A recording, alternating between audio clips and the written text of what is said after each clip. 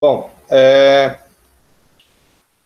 discutir sobre a questão do clima, né? Então, começou a falar sobre os elementos climáticos, a gente trabalhou os fatores, viu como é que isso interfere na organização dos diferentes perfis climáticos. Aqui a gente está vendo um mapa de algumas classificações climáticas, como a do Thorpe White, né? Não é uma muito comum de aparecer em vestibular, geralmente ela é mais usada na área acadêmica, né? Essa aqui já aparece um pouquinho, que é a classificação do Köppen, né? Ele divide as zonas climáticas, ou as regiões climáticas, melhor dizendo, por cores, tem essas letras aqui. Então, a primeira letra, ela vai caracterizar letra A, clima equatorial, B, clima árido, né? Clima temperado, etc. A segunda letra vai caracterizar a precipitação, né? Se tem alta, média, baixa precipitação. E a última letra, né? A letra minúscula, por sinal, ela caracteriza a questão da temperatura, né? Então, você pegando aqui, ó, a região amazônica, a F, né? Então, você teria uma região equatorial, né? E, ao mesmo tempo, de alta umidade, né? De alta precipitação. Então, são algumas características também que a gente pode ter. Uma outra coisa importante é que, quando a gente trabalha a questão das regiões climáticas, é sempre bom lembrar da leitura que se deve fazer dos climogramas, né? Aqui a gente tem um climograma que muitas vezes aparece em provas, então, às vezes, a questão ela versa sobre interpretação desse climograma, ela pode estar relacionando a característica climática que você está observando no clima e pede, por exemplo, para relacionar alguma atividade econômica, alguma questão ambiental, né?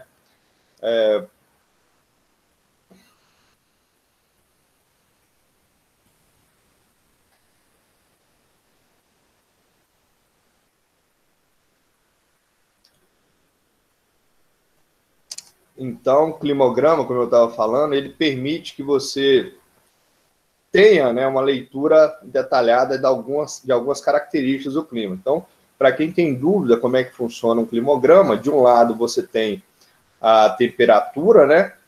Ela é representada por essa linha, vocês estão vendo aí, né?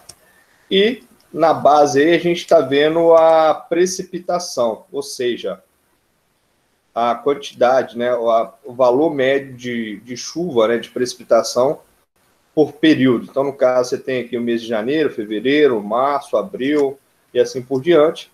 E a linha vermelha representa a temperatura, ou seja, aqui a gente consegue identificar esse climograma. Aqui está falando que é Illinois, nos Estados Unidos, tem aqui um mapinha ao fundo, mas pelo climograma eu já poderia interpretar que se tratava de uma área de clima temperado, né? Você tem aqui uma amplitude térmica até considerável, né? Em torno de -5 a máximas de 25 graus aproximadamente, né? O verão um pouquinho mais chuvoso, né? Por que você pode observar, né? E aí entra uma outra questão importante. Se eu não tivesse esse mapa ao fundo, eu teria capacidade de estabelecer se esse local caracteriza uma área de hemisfério norte ou hemisfério sul. Por quê?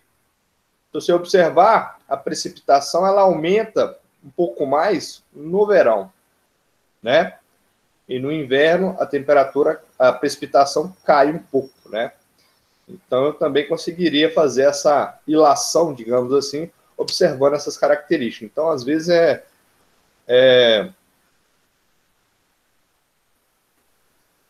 importante lembrar desses detalhes quando se tratar de climograma, tá? Bom, uma outra questão importante é a relação do clima com a vegetação, né? Então, aqui a gente consegue pegar esse modelo aqui, né? Ele é bem didático para a gente entender alguns comportamentos relacionados à biogeografia, né? Então, a vegetação uma floresta, um bioma, né, ele é muito influenciado pelos fatores internos da Terra, né, os processos geodinâmicos, que estão relacionados à alteração do relevo, né, a questão dos recursos minerais, melhor não, a questão da característica dos minerais, do tipo de rocha, né, tipo de relevo, entre outros. E, associado à questão geológica, a gente tem o fator externo, né, que é o clima, que vai ajudar a interpretar essas diferentes áreas fitogeográficas, né? Então, se você observar na primeira parte aqui, eu vou fazer um destaque aqui, a latitude 0, né? E latitude de 90 graus, né? E aqui é a precipitação. Então, quando a gente tem uma baixa latitude, uma alta precipitação, está relacionado àquela zona de próximo ao Equador, por exemplo, a gente vai ter o destaque aí da floresta tropical úmida, né? E aí, quando a gente pega esse contexto para analisar, por exemplo, os biomas aqui, eles vão ter algumas características bem detalhadas. Por exemplo, vamos partir para a floresta equatorial da África, a floresta amazônica, como estudo de caso, né? Você tem lá árvores perenes, né? O que seria uma vegetação perene? São árvores que não perdem a folha ao longo do ano. Você tem também o fato de que você tem uma insolação constante ao longo do ano, né? Ou seja, você só tem uma estação quente, úmida, né? Com grande índice de radiação ao longo do ano. Então, você tem uma folha que vai se adaptar a esse contexto. Então, você vai ter, nesses ambientes próximos ao Equador, florestas latifoliadas, né? Ou seja, árvores com folhas bem grandes, né? Vale lembrar que essas plantas se adaptaram àquela condição climática. As raízes, por suas vezes, elas não são muito profundas, né? A gente costuma dizer que são raízes quase que aéreas. Por quê? Como tem muita umidade, tem muita chuva, né? A planta não precisa se submeter a um esforço muito grande para poder buscar água, né? Então, essa é uma característica que a gente observa em função da relação clima e vegetação. Na medida em que a latitude vai aumentando, a gente vai, por exemplo, para a região do Ártico, a região da tundra, né? Até chegar, por exemplo, na formação desértica, né? Aqui a gente tem uma vegetação herbácea, né? Que são formadas por líquens, musgos, né? Vegetação adaptada àquele contexto de clima frio, inverno curto, né? Inverno longo, desculpa, e verão curto pra caramba, né? É um bioma muito preservado, diferente das florestas tropicais, das florestas equatoriais, e no caso da Europa, da floresta temperada, né? Que é bem devastada. Então, assim, se a gente fosse analisar dessas zonas fitogeográficas aqui, as mais preservadas vão estar no topo aqui, ó, que é a tundra e a taiga, né? E a relação que a gente pode fazer é a seguinte: baixa densidade demográfica por causa da questão climática em especial, né? Invernos bem rigorosos, né? Então, coisa que dificultaria, por exemplo, a agricultura, a pecuária, entre outros, tá? A taiga, ou a floresta boreal, compreende ali uma região de média para alta latitude, né? Então, você tem florestas no Canadá, na Rússia, né? No norte da Europa, que nos últimos anos elas vêm entrando na questão do aproveitamento econômico de madeira e celulose. Então, o Canadá, por exemplo, tem explorado bem essa floresta para a produção de madeira e principalmente de celulose, né? O Canadá se destacando como um grande produtor de celulose. No caso da floresta temperada, né, a gente já entra num bioma, lembrando da aula de Europa, que é um bioma que foi muito devastado, né, o seu estado de preservação é muito baixo, por causa da questão da urbanização, da agricultura, principalmente na Europa, né? E na América do Norte, nos Estados Unidos também ele se encontra bem devastado, né? Na Ásia. Então você tem a relação de um clima mais equilibrado, temperado, que condicionou um bom processo de ocupação humana, e ao longo dos séculos, né, a gente vai tendo a devastação desses biomas, né? Mas o que se cobra muito em relação à devastação dos biomas atualmente, né? E até meio que figurinha marcada já. São as florestas tropicais. E aí, quando eu falo em florestas tropicais, eu estou destacando biomas como a Amazônia, estou destacando biomas como a Mata Atlântica, o Cerrado, as savanas, né? A savana africana na África, né? A savana brasileira, no caso aqui, o Cerrado, né?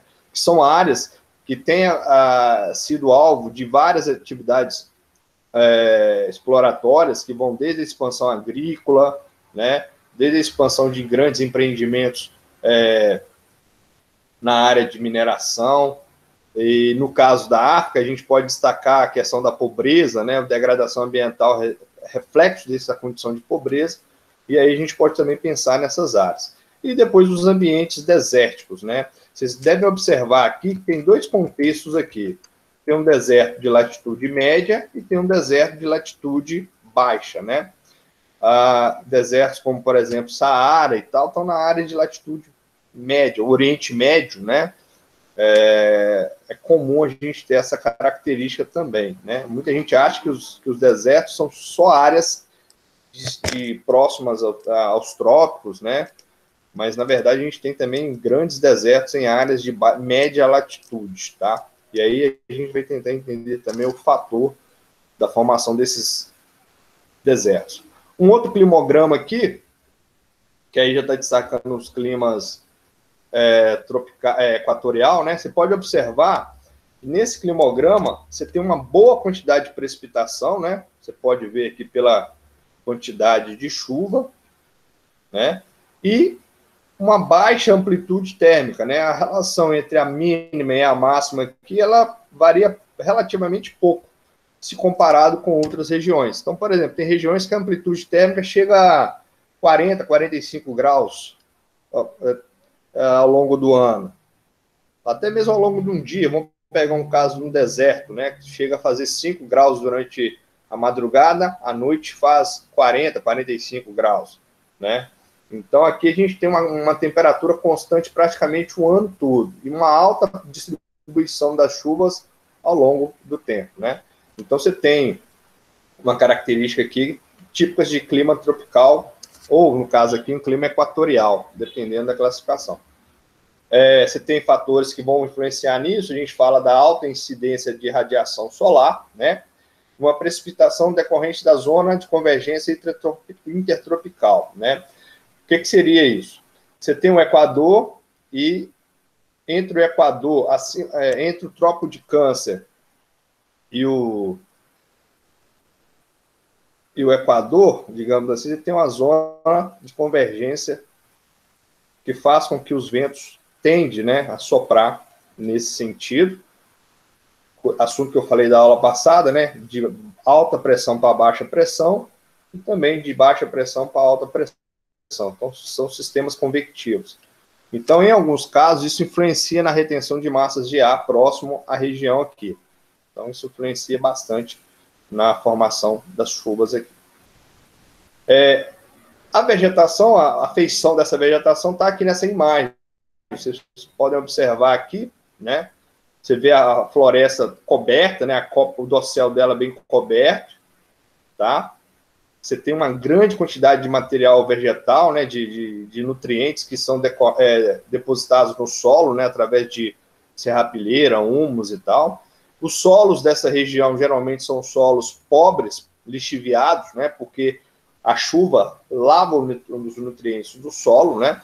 No entanto, a floresta acaba sendo um fator de equilíbrio nisso aí. Além da floresta, né, talvez na biologia também pode ser cobrado o fato de que os animais que vivem nessa região, né, os excrementos dele, fezes e tal, quando chove, são lavados e acabam também contribuindo com a nutrição do solo, né, com a matéria orgânica também. Então, a gente pode pensar nisso, tá? Então, você tem a característica desse bioma relacionada ao clima equatorial em específico aí, tá? Você tem os climas de monção, né, que é muito comum na Índia, né? Aquela matéria que geralmente se aprende lá no ensino fundamental, né? Vocês podem observar que seriam as monções. É quando você tem aquelas nuvens que sopram do oceano para a Cordilheira dos Andes, né? Para a Cordilheira do Himalaia, desculpa. Então você tem aqui um sistema que no verão você sai do Oceano Índico, né? De baixa latitude e vai em direção ao continente. No caso da Índia, ao norte da Índia, você tem o Himalaia, né? O Himalaia funciona como uma barreira natural. E aí, quando essa massa de ar quente e úmida bate na cordilheira, ela tende a subir, aumenta, sobe, né? Em direção à parte mais alta, você tem uma ascendência do ar, encontra uma camada de ar mais frio, gera uma condensação e aí começa a chover. Essas chuvas, por exemplo, são muito importantes para a questão da agricultura nos meses de verão. Então, no verão, sopra do oceano para o continente, e nos meses de inverno, a dinâmica do vento vai ser o contrário, né? Então, você vai ter o vento soprando do continente para o oceano. E aí, no inverno, diminui as chuvas, no verão, pelo contrário, chove pra caramba. Nesse esqueminha aqui, vocês estão vendo, por exemplo, a ocorrência das monções na Índia, né? Então, nos meses de verão lá no hemisfério norte, né? Mais uma vez destacando a questão da diferença da temperatura das estações do ano no hemisfério norte e no hemisfério sul, não é por acaso que você tem maior incidência de precipitação. Então, a temperatura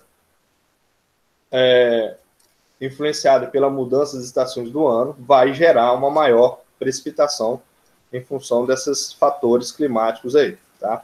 Então, são algumas situações que a gente pode também ser lembrado a cobrar, né? Você tem um clima de savana, no caso aí lembra o cerrado brasileiro, a savana africana, que vai influenciar alguns animais, né? Então, você sabe que na África, por exemplo, alguns animais migram entre as estações do ano, e isso é influenciado pela dinâmica das chuvas, né? Então, você tem uma região que tem um clima tropical, geralmente continental, tá? Qual que é a diferença de um clima tropical continental para um clima tropical úmido, né? Ou litorâneo, melhor dizendo? É que aqui você tem estações bem definidas, no caso, verão quente e chuvoso, o inverno frio e seco, né? E aí, essa dinâmica aí pode gerar uma influência na mudança do comportamento dos animais, né? Então, você tem um período do ano que a vegetação fica seca, né? Aí, com as chuvas, a vida volta a florescer. Você tem também aqui uma situação dos biomas que geralmente podem ter diferentes estratos. Aqui, por exemplo, nessa paisagem aqui, você está vendo árvores, mas você está vendo arbustos, e você também pode dar para a gente ver até estratos menores, né? Então, no caso de uma savana ou de uma floresta tropical, de tipo savana, a gente vai ter diferentes estratos, né? Você vai ter o estrato herbáceo, né, que geralmente é formado por plantas de pequeno porte, né, gramíneas, capins e tal. A gente também tem o estrato arbustivo, que são plantas de 2, 3 metros, geralmente espaçadas, tá? Vocês podem observar que as plantas, diferente da Amazônia, elas são juntinhas uma das outras, né? Aqui não acontece. E depois você tem o estrato arbóreo, né? Que são árvores maiores, né? E aí, dependendo da característica do lugar, você vai ter floresta densa, fechada, como é o caso da Amazônia, você pode ter uma floresta como a taiga, a boreal, onde você vai ter os pinheiros, né? Com um certo distanciamento um entre outro, mas aí muda a questão da folha também. Então, isso é importante lembrar os diferentes estratos aqui. E o que que muda, né? O que que influencia nesses diferentes estratos de plantas? Geralmente é o clima, né? Como a gente viu naquele esqueminha, mas também eu tenho que lembrar dos fatores pedológicos. Ou seja, pode ser que eu tenha uma região como, por exemplo, o Cerrado, e aí muito cuidado com essa análise, onde você tem um lugar que tem grama, ou a gente chama de campo sujo ou campo limpo, né? E que tem clima tropical. Então, qual que é a explicação daquela região se ter um capim em vez de ter uma árvore? Um capim em vez de ter um arbusto maior? A relação pode estar diretamente no solo, porque o solo é pobre, o solo é ácido, o solo tem características, ou, por exemplo, a textura do solo, né? Um solo mais arenoso, com pouca argila e, consequentemente, pouco nutriente, que enfraquece o desenvolvimento metabólico da planta. Então, são algumas questões que podem ser relacionadas aí, tanto na biologia quanto na geografia, em se tratando de clima e biogeografia. Ô, Dilei, Oi? eu tô com uma dúvida. Por que que os animais migram nessa região? Então, você já viu aquele desenho da Timão, Pumba, o Rei Leão? Já assistiram, não já? Sim. Uhum. Pois é. Então, eles migram porque tem a questão da... No verão, chove, no caso da savana africana, né? Deixa eu ver se eu acho que eu tenho um mapinha aqui. Vamos pegar aqui a savana aqui, ó. Tá? Acima aí da região de floresta. Então, aqui o verão é quente e chuvoso. Então, os rios estão cheios, a vegetação fica verde e tal. Então, você tem duas estações muito bem definidas em função disso. E aí, o que acontece? No inverno, a pressão atmosférica muda, a temperatura muda, né? Igual a gente falou na aula passada, e aí diminui as chuvas. E aí, por ter uma escassez hídrica nos períodos de inverno, esses animais eles tendem a sair dessa parte e migrar para a parte mais ao sul do continente, porque lá vai estar tendo um pouco de chuva, ou vai estar tendo uma quantidade maior de água em relação a essa área. E aí, nos meses de verão, eles sabem que vai vir a época das chuvas, aí eles voltam de novo e fica ali os meses de verão. Então, a escassez hídrica, né, ao longo do tempo é que vai influenciar nisso. Entendeu? Então, você tem animais, por exemplo, que viajam de um hemisfério para o outro. Olha as aves que saem do hemisfério norte e vai parar lá na Antártica, por exemplo. Então, isso tem a ver com o comportamento da forma como esses animais se adaptaram ao longo do tempo também. Deu para entender? Sim, obrigada. Sim, valeu. Então, Professor, fala de novo. Oi? Fala de novo, por favor, diferença do tropical continental para o tropical litorâneo. Ah, tá. É fácil. Então, vamos pegar esse exemplo aqui como referência. Tá? Se você observar aqui, o Lucas, a gente falando, né, isso se aplica no Brasil também, né, com algumas situações, essa região aqui a gente considera tropical continental, tá? Porque está longe do litoral. Nessa parte aqui do litoral, né, pode ser o seguinte, você tem uma pressão atmosférica diferente. Por quê? Você tem a água, você tem aqui, de repente, influências de correntes marinhas, né, como é o caso da Europa, em que vai ter uma maior precipitação aqui por causa da proximidade com o oceano e também da influência de correntes marinhas ou até mesmo da influência que pode ter em relação à pressão atmosférica. Então, isso pode fazer com que o litoral seja um pouquinho mais chuvoso do que o interior do continente. Agora, aqui, as massas de ar vão estar muito ligadas à questão da mudança das estações do ano. Então, a gente pode perceber o seguinte, que durante o verão, vai ter massas de ar úmidas e quentes, que, por exemplo, saem aqui do litoral e conseguem chegar aqui porque a temperatura vai permitir que se forme uma pressão atmosférica que leve essa massa de ar para cá. Ou então, né, no caso aqui, a gente vai ter o quê? Vai ter a influência da floresta equatorial e tal, junto com algumas massas de ar fria, pode gerar um sistema convectivo. Eu vou falar disso daqui a pouco.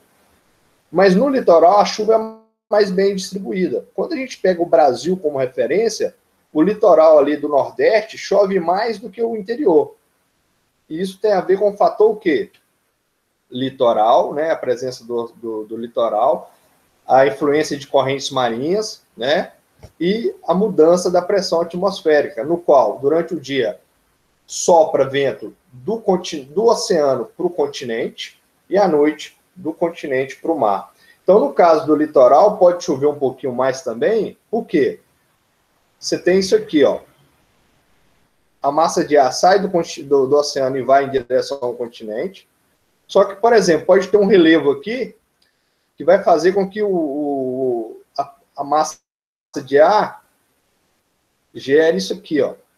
Você tem aqui uma massa de ar quente, úmida, e vai encontrar com a massa de ar fria e seca aqui. Então, aqui, na medida que ele encontra na confluência da vertente, aqui você pode gerar uma chuva, que é muito comum acontecer esse tipo de chuva no Nordeste, no Rio de Janeiro, naquela região da Serra de Teresópolis, Petrópolis, que acontece essa convergência de uma massa de ar quente que sobe do oceano em direção à montanha, e do outro lado você tem a massa de ar fria, de alta pressão, que vai formar um sistema convectivo e gerar chuva ali. Então, por isso que muda isso em alguns lugares. No caso da Europa, principalmente ali na região da Inglaterra, ali próximo ao litoral do Oceano do Atlântico Norte, a situação vai ser mais influenciada por causa da corrente do Golfo, que é uma corrente que sai lá do Golfo do México dos Estados Unidos, ela é quente e vai em direção a essa região. Então, ali muda a pressão, muda a quantidade de umidade, influencia na chuva ali, Lucas. Então, você tem esses contextos que é bom lembrar de vez em quando, entendeu? Entendi, sim. Beleza. Aqui no caso, falando aqui um pouquinho de climas áridos, né? Vamos usar como referência o Sahel, o Saara. Então, aqui tem algumas características relacionadas aqui, ó. Então, primeira coisa, né? Climas áridos. O que significa uma região de clima árido? Primeiro, você vai ter baixa precipitação, tá? Então, você vai ter uma região que vai chover aí em torno de 200, 300 milímetros por ano, né? Geralmente são chuvas que são concentradas ao longo do ano, né? Chove mais especificamente numa época do ano, em especial, né? E lembrando também que o clima vai influenciar na questão do intemperismo das rochas e, consequentemente, no processo de formação dos solos. Então, essas áreas aqui de clima árido, como o Saara, característica do solo, arenoso, né? Por causa do tipo de intemperismo predominante, que vai ser o intemperismo físico, né? Você vai ter solos com mais ou menos minerais, galera? Uma pergunta aí provocativa. No caso do Saara, mesmo sabendo que tem um solo arenoso, esse solo vai ter mais ou menos minerais?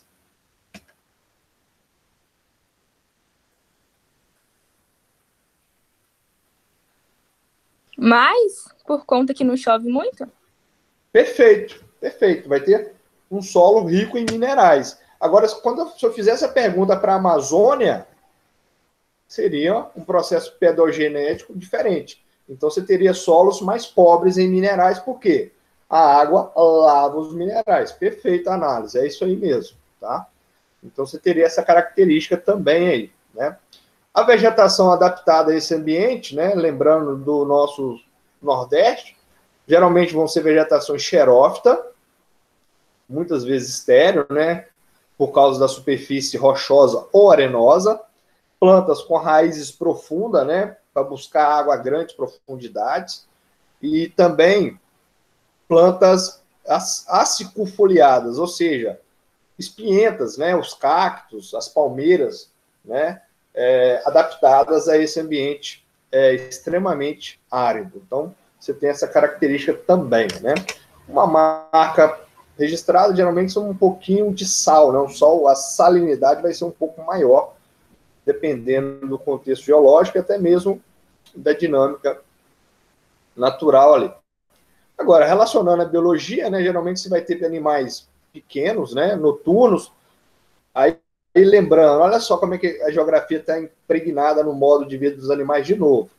Por que os animais têm hábitos noturnos? No Saara, por exemplo. Porque a noite o clima é mais ameno.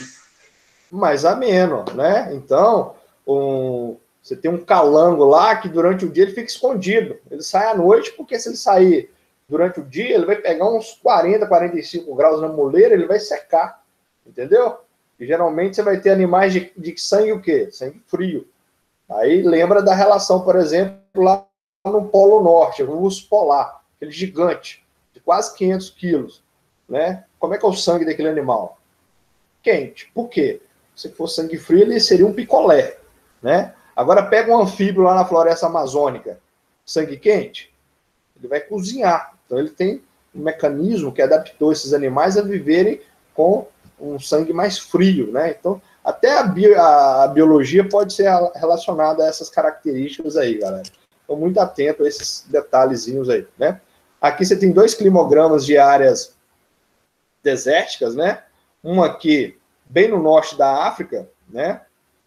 Que é no Egito, né? E outra aqui no Uzbequistão, na região de 60 graus de latitude, né? De média latitude.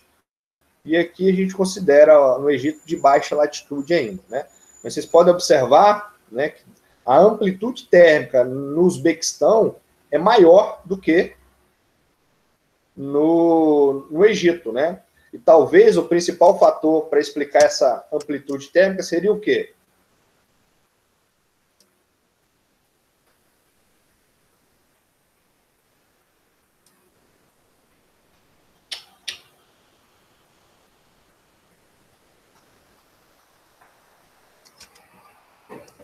A latitude, galera. Né? A latitude. Então, ó, baixa latitude, mais próximo ao Equador. A distribuição das estações do ano vai ser menos sentida. Lembra que eu falei da Amazônia? Está dentro do Equador, só tem uma estação do ano. Na medida que você vai afastando, a amplitude térmica, as estações do ano vão tendo uma mudança em relação a essa característica do fator latitude. Cuidado com isso, beleza? Então, a gente tem que lembrar desses detalhes aí também, tá? Bom, uma coisa que tem acontecido muito nas áreas próximas aos climas áridos, e principalmente na transição, né, entre savana e climas áridos, como é o caso do Sahel, como é o caso até mesmo do Nordeste brasileiro, a gente discute muito a questão da desertificação, né? É um assunto de atualidade, né? Que é basicamente quando você tem o quê? Você pega essas áreas que eu falei agora há pouco, de clima tropical, né? Que geralmente são áreas onde vão estar ocupadas países pobres. Então, esses países pobres têm tido uma atividade econômica primária ligada à agricultura, por exemplo. No entanto, essas áreas utilizam técnicas arcaicas, velhas, rudimentares, queimadas, desmatamento, uso excessivo da água, etc. E aí, galera, como consequência, você tem uma expansão da desertificação. Então, um problema ambiental que tem sido muito debatido nas provas é a desertificação, que basicamente é a ampliação das dunas de areia, né? É quando você tem um aumento da aridez, né? Decorrente das interferências antrópicas sobre o território, né?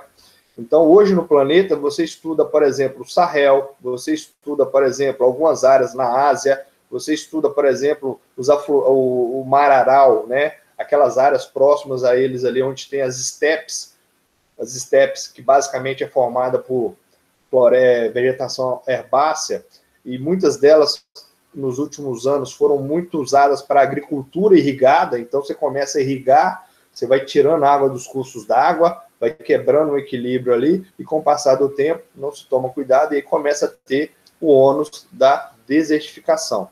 Então, em algumas áreas acontece isso. No caso aqui, eu gostaria de destacar a África, é muito lembrada desse processo, principalmente no Sahel, né? Para quem tem dúvida do que é o Sahel, está aqui, ó. Muito importante lembrar disso aqui. Essa faixa que começa desde o Oceano Atlântico e vai até o Mar Vermelho aqui, tá? Então, essa área ela tem sido alvo de expansão da desertificação. Primeiro que ela já tem um clima mais vulnerável, tá? Então, se aqui chove 300 milímetros, aqui chove 800, 500, dependendo da situação. Só que é uma região pobre, então a agricultura, os conflitos ambientais que vão sofrendo aqui vão impactando nisso, né? No Brasil, a gente gosta de destacar a questão do Nordeste, né? Por que o Nordeste ocorre a desertificação? Porque é uma área de baixa precipitação, né? Semiárida, tropical semiárida, com 800, 500 milímetros, dependendo da época, e atividades antrópicas têm impactado mais sobre isso. Quando a gente vai lá para o sul do Brasil, a gente já entra num conceito que é o de arenização. Eu vou destacar isso depois para vocês, para diferenciar bem esse detalhe aí, né? E aqui a questão do clima mediterrâneo, né? Que a gente comentou, mas vale lembrar, por exemplo, que você tem verões quentes e secos, invernos frios e chuvosos, e isso está relacionado, por exemplo, com a mudança das massas de ar que afetam determinadas regiões. No caso aqui, né, os fatores que estão influenciando aqui seriam a latitude, né? Então você tem a alternância entre altas subtropicais no verão e os ventos de oeste do inverno, então isso muda a dinâmica das massas de ar, né? As características aqui são invernos geralmente chuvosos, né, mais a menos, não tão frios como, por exemplo, na região temperada, né, e o verão seco, né? E algumas características, você pode ter regiões com vegetação arbustiva, né? Você vai ter, por exemplo, o chaparral, alguns bosques, né, que podem acontecer, como, por exemplo, na Europa e até mesmo aqui na região da Califórnia, nos Estados Unidos, né? No entanto, essa região ela tem um aproveitamento muito significativo para a agricultura.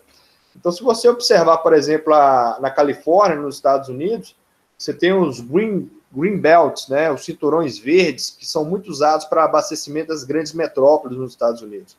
São lugares que se produz frutas, legumes, né?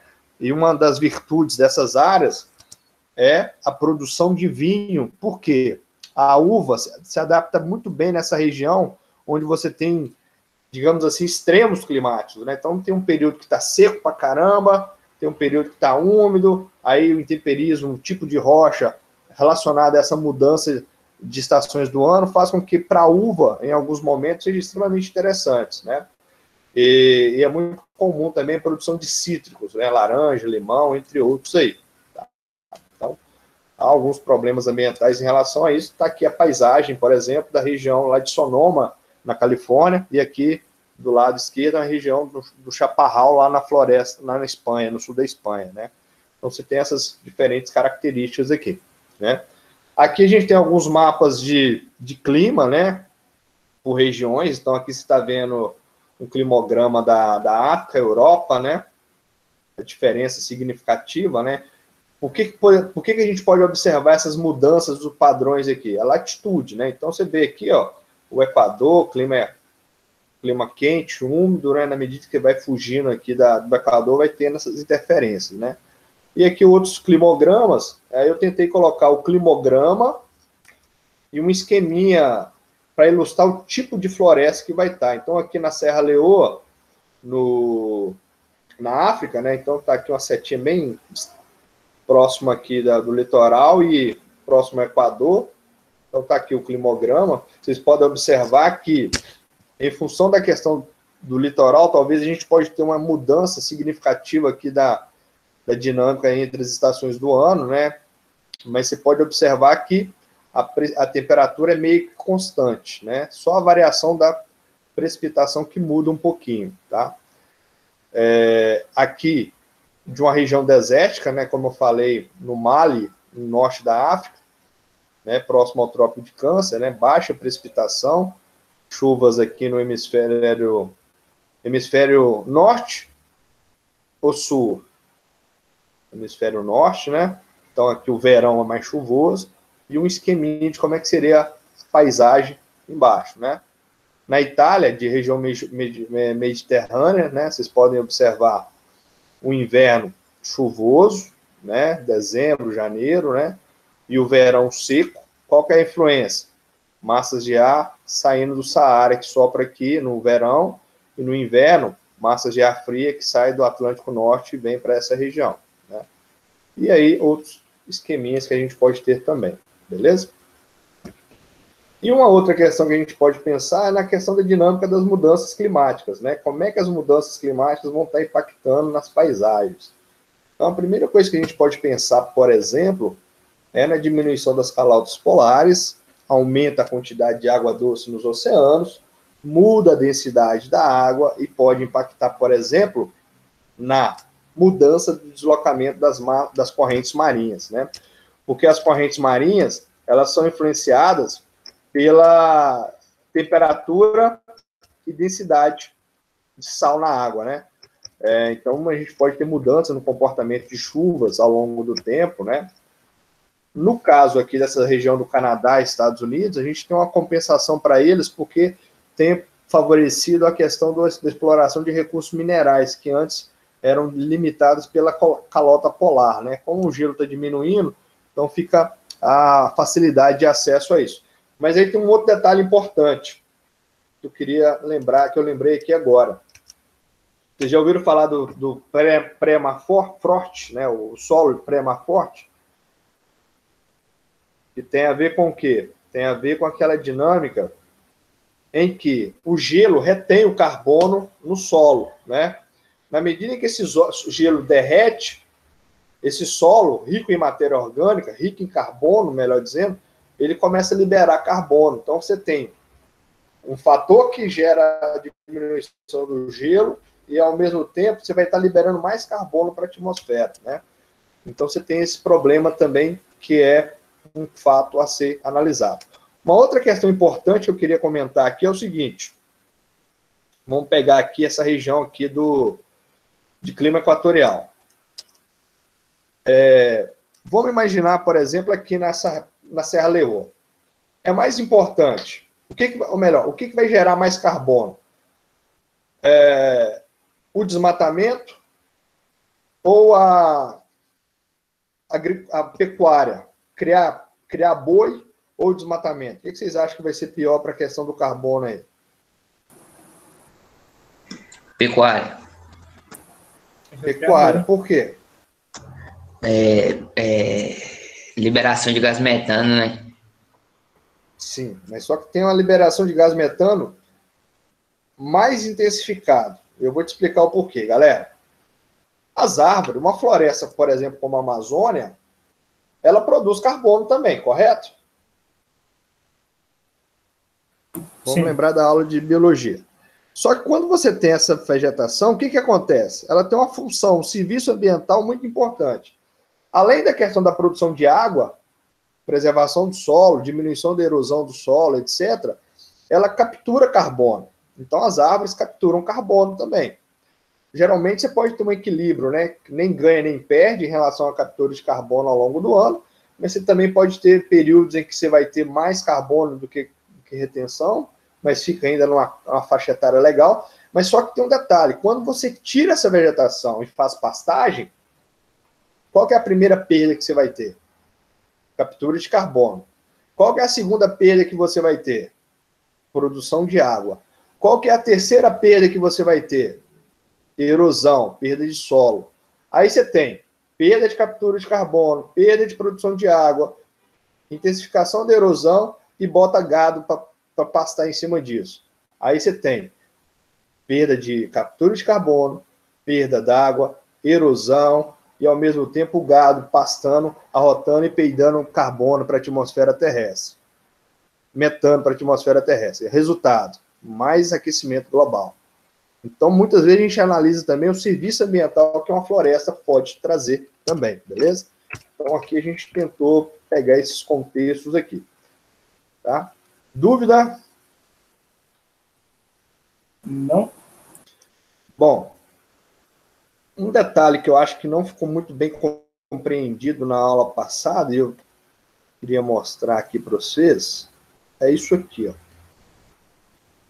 Cadê o Deupolo aí, o judeu? Cadê ele? Oi. Cadê aqui? Deixa eu te mostrar essa belezura que eu encontrei aqui. Eu vou ter que ajustar isso numa aula. Olha só esse esqueminha aqui, meu caro.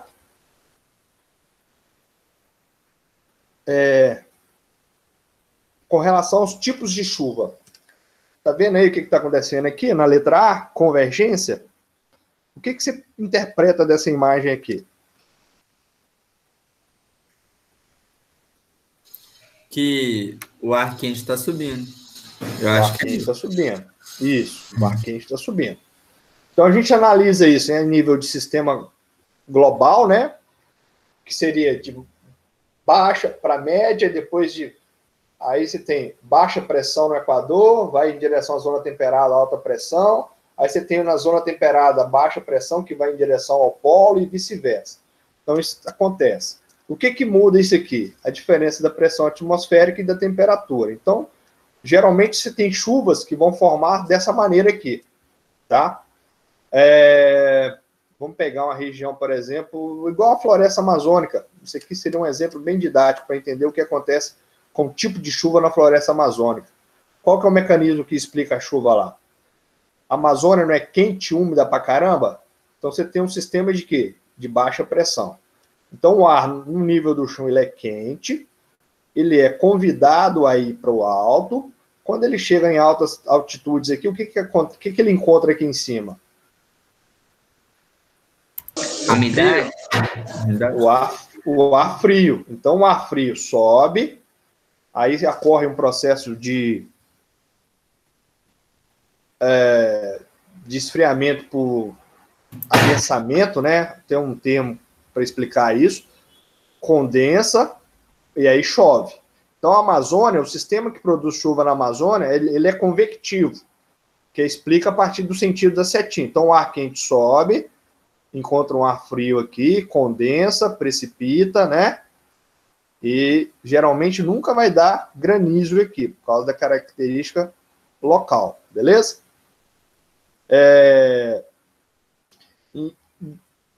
Do outro lado aqui embaixo, aqui, você tem um sistema que eu expliquei agora há pouco, que é muito comum no Nordeste, né, com o Planalto do Borborema, que é muito comum com o Himalaia em relação ao deserto de Gobi, lá na China, né, que atrás do Himalaia você tem deserto, antes do Himalaia, na Índia, você tem floresta, né? E qual que é o argumento para explicar isso? É isso aqui, ó, tá vendo que a setinha está subindo, o ar quente sobe, pega a montanha com ar frio, né? Tem essa parte branca que caracteriza a temperatura, e aqui você vai ter um sistema o sistema orográfico. Então, esse aqui é um tipo de chuva orográfica. Em quais regiões a gente vai ter isso no Brasil, galera? Planalto do Borborema, no Nordeste. Nas regiões próximas aos planaltos e serras, né, você vai ter essa característica. Você tem a Serra dos Órgãos ali no Rio, né, aquela, entre o litoral e a serra ali, né, você tem esse processo, né? Então é muito comum na região de Mata Atlântica, ali nos planaltos da Mata Atlântica, você ter esse processo, né? E por outro lado, né, atrás da vertente, o que você vai ter? O sotavento. Então, ó, você tem um expurgo do ar, né, que faz com que o ar aqui seja de baixa precipitação, e geralmente na vertente contrária você vai ter deserto, vai ter menos precipitação, né? Então tem lugares, por exemplo, nos Estados Unidos, eu acho que eu tenho uma imagem aqui, ó, lembra isso aqui, ó, não sei se vocês conseguem observar aí, mas olha só, do lado do litoral aqui na próxima Califórnia, você tem floresta. Atrás ali, na pontinha das rochosas, você tem os desertos ali de Nevada, Vale da Morte, que tem a ver com esse processo de fator climático aqui. Deu para entender a diferença aí? Deu. E no caso das nossas chuvas, né, tem a ver com isso aqui, ó, sistema frontal. Então, de um lado, você tem uma massa de ar quente que vem da Amazônia nos meses de verão e uma massa de ar frio que sai do Atlântico Sul. Então, geralmente, elas marcam o encontro na região sudeste. E aí, quando elas colidem, né, formam um sistema ali frontal, formando chuvas de sistema frontal. E por isso que nos meses de inverno, como a nossa fase agora, diminui as chuvas, tá? Porque muda a dinâmica da pressão atmosférica. O que eu queria que vocês lembrassem também sobre a questão climática aqui? É esse mapinha aqui, ó. Se perguntasse na prova por que muda a diferença aí dessas massas de ar aí ao longo do ano? As estações do ano aí. Então, no verão, a massa equatorial continental da Amazônia, que é quente, úmida, de baixa pressão, traz umidade para cá, né? A massa equatorial atlântica.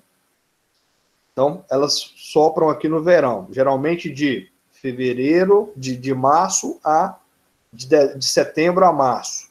Aí, em abril em diante, o que acontece com a gente aqui, ó? a gente vai ter a massa de ar tropical atlântica, né, e a polar atlântica que traz aqui. Duas coisas eu queria chamar a atenção aqui. Primeiro, às vezes essa massa polar aqui, ó, ela vai estacionar no sul, e aí quando ela chega no inverno aqui no sul, você pega a estação do inverno, naturalmente mais frio, mais essa massa de ar, mais o relevo, né? A gente está falando da Serra Gaúcha e da Serra Catarinense, né? Quem gosta aí do frio, né? Quem sonha em passar um final de semana em Gramado, em São Joaquim e tal, né? Não tem graça nenhuma passar frio, mas enfim, tem gente que gosta. Aí, por que lá fica tão... chama tanta atenção no Brasil? E por causa da possibilidade de neve que pode acontecer lá no inverno. Mas por que dá neve lá? Primeira coisa é porque está longe do Equador. Segundo fator é porque está no relevo, está nos planaltos aqui do sul, 1.500, 1.300, 1.700 metros de altitude. Então, mais alto, mais frio. Então, alta a latitude, a altitude e a presença da massa de ar polar. Junto esses três fatores, vai dar um sistema, um tempo atmosférico que pode gerar a formação de neve nessa região, né? Agora, outra influência que a gente pode marcar também no inverno aqui é que ela pode se deslocar aqui, chegar até aqui próximo à Amazônia, e aí muda a dinâmica de chuva em algumas regiões na Amazônia aqui. Geralmente, algumas áreas aqui da Amazônia tem uma seca, uma leve seca no inverno. Mas por que acontece isso, gente? Porque essa massa, ela se desprende, ela é fria, ela vai ser atraída por um lugar quente. Então, ela tende a chegar até aqui e dar uma ligeira diminuição nas chuvas. Ela pode trazer o que a gente chama de friagem para nós.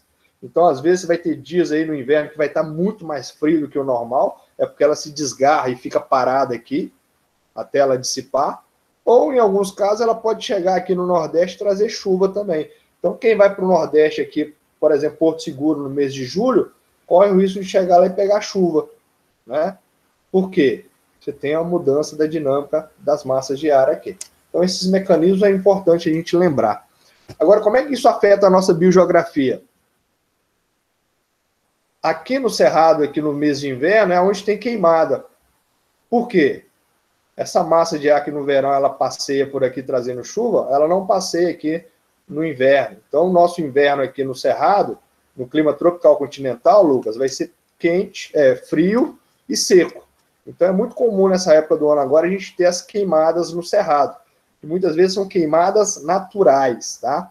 Não são queimadas criminosas. E por isso é uma característica que milhares e milhares de anos a gente vê isso no Cerrado brasileiro, tá? Então, a gente costuma dizer que o Cerrado é uma vegetação adaptada à questão das queimadas, tá?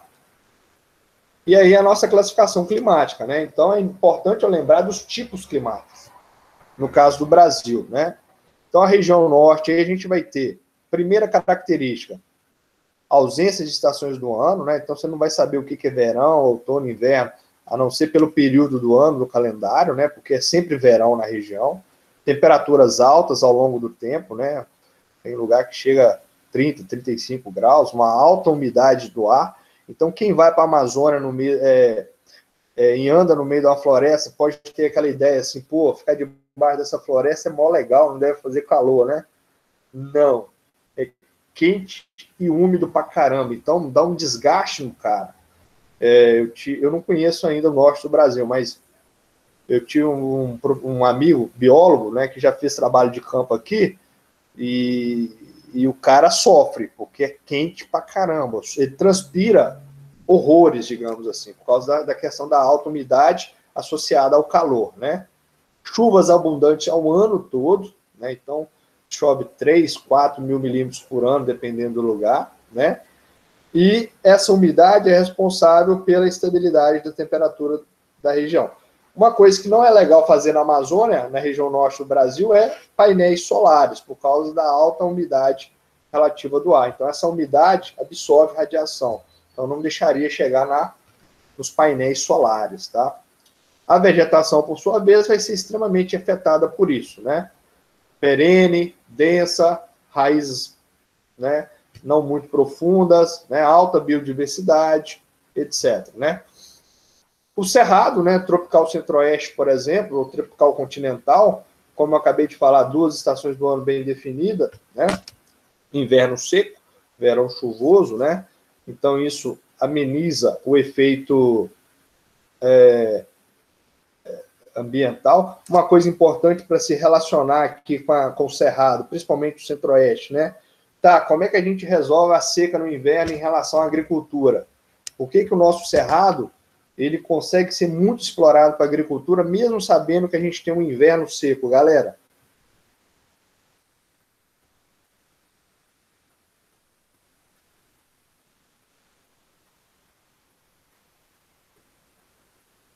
Recordar é viver. Peraí, o que você falou, Guilherme? Por que o cerrado, né, mesmo tendo um inverno seco, ele ainda é muito aproveitado para a agricultura? O solo dele tem características diferenciadas. Não. O solo do cerrado, naturalmente, é pobre para a agricultura. Inclusive, foi até bom você ter comentado isso aí, galera, Lucas, porque é o seguinte, o solo do cerrado ele é formado por latossolos. Latossolos é um dos solos mais comuns no planeta. Ele é muito ligado a áreas equatorial e tropical. Tá? O Brasil, boa parte do Brasil tem latossolos.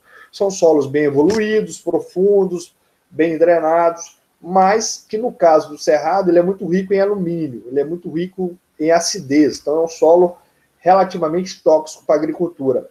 Por que ele tornou-se agricultável? Por causa da Revolução Verde, por causa da implementação da química. Então, a química consegue corrigir quimicamente esse solo, aí torna ele agricultável. Então, a partir da década de 60, Revolução Verde, mecanização, biotecnologia e, principalmente, o avanço da química, fez com que você criasse condições de corrigir quimicamente esse solo. Agora, tem um outro detalhe que ajuda na agricultura do centro-oeste brasileiro ser produtiva o ano todo, não só no período das chuvas, que é o fator...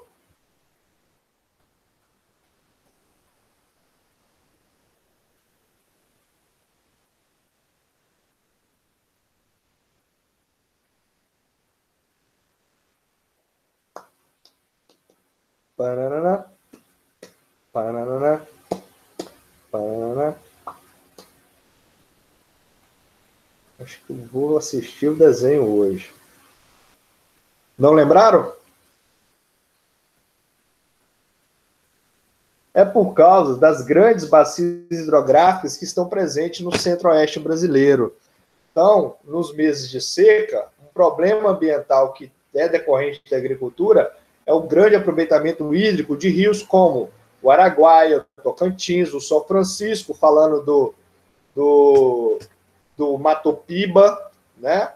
Então, no centro-oeste brasileiro, tem grandes bacias hidrográficas que acabam permitindo a utilização da agricultura o ano todo. Na seca, o que acontece? Irrigação. E aí gera um puta de um problema ambiental. Lembrou?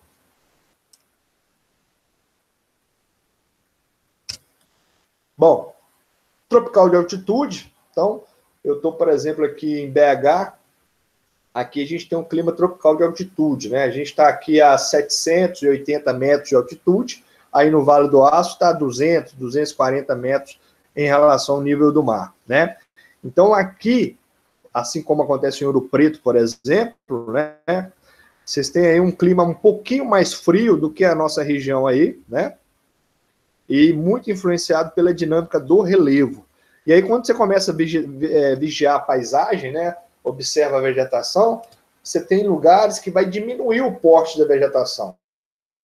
Então, você tem lugares que você tem a Mata Atlântica, ou no caso daqui para diante você tem o Cerrado, mas, por exemplo, quando você vai para a região de Ouro Preto, Serra da Moeda, Caeté ali, você começa a ter ali a vegetação que é chamada vegetação de altitude, ou o que a gente chama de campos rupestres, tá?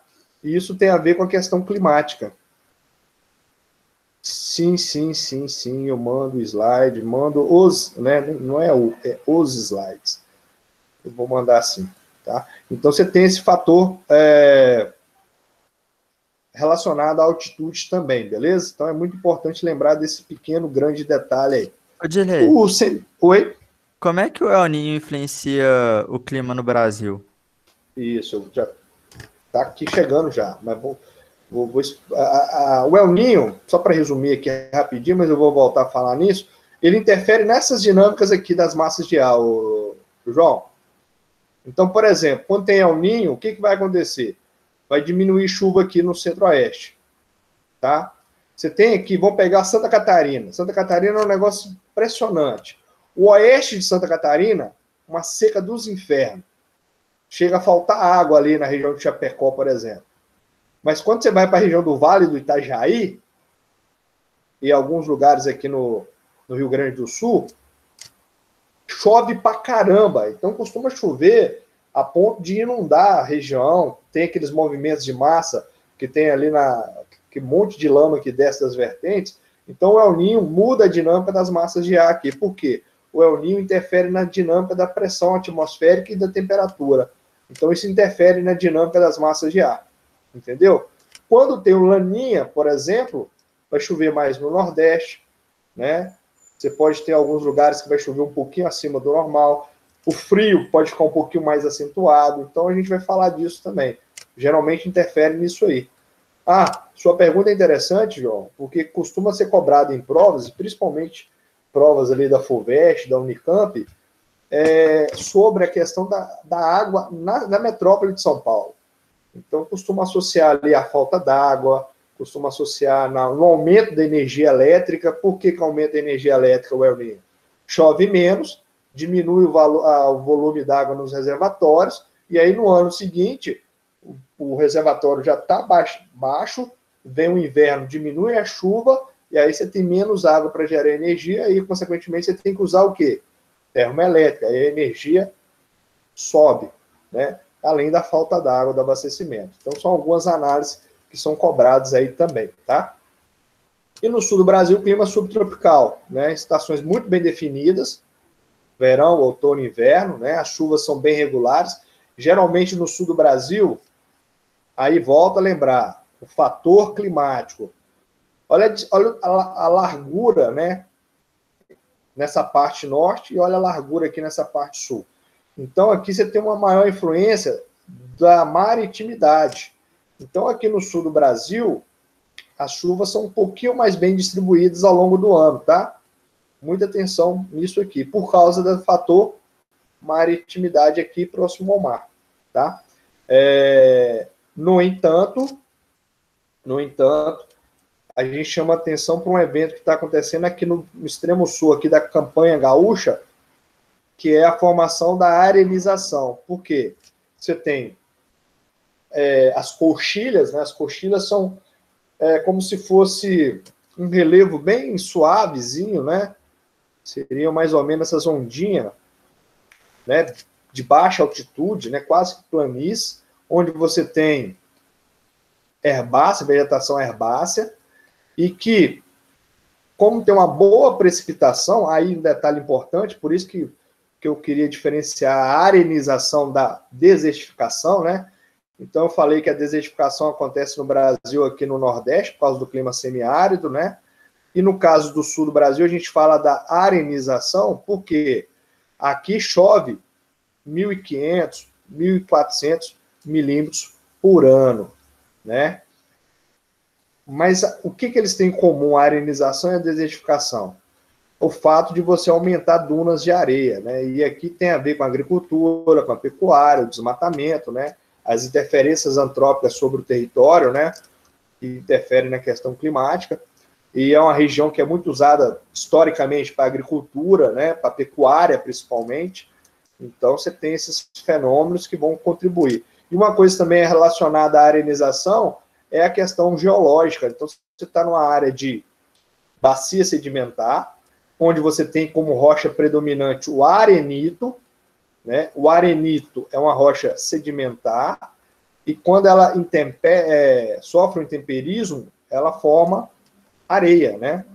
E aqui a gente consegue relacionar com esse avanço de dunas de areia. Em alguns casos, essas dunas são regeneradas, mas nos últimos anos, a gente tem percebido que elas têm avançado, né? Então, tem uma pesquisadora aqui, a Dulce Suertagaray, ela pesquisa isso há mais de 30 anos e criou o termo, então ela explica que nos últimos anos algumas áreas não têm conseguido se regenerar naturalmente, né? Então a gente pode analisar esse fenômeno também, beleza? Dúvida, galera?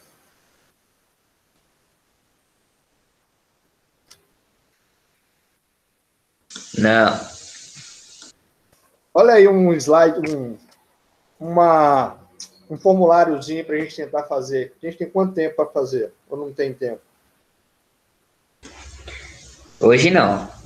Não? Termina agora 20, né? Você tem 3 minutos. Hã? Você tem 3 minutos. Então tá, então. Então vou deixar aqui. Então, olha só. Eu queria fazer o seguinte com vocês, então. Então, eu vou deixar esse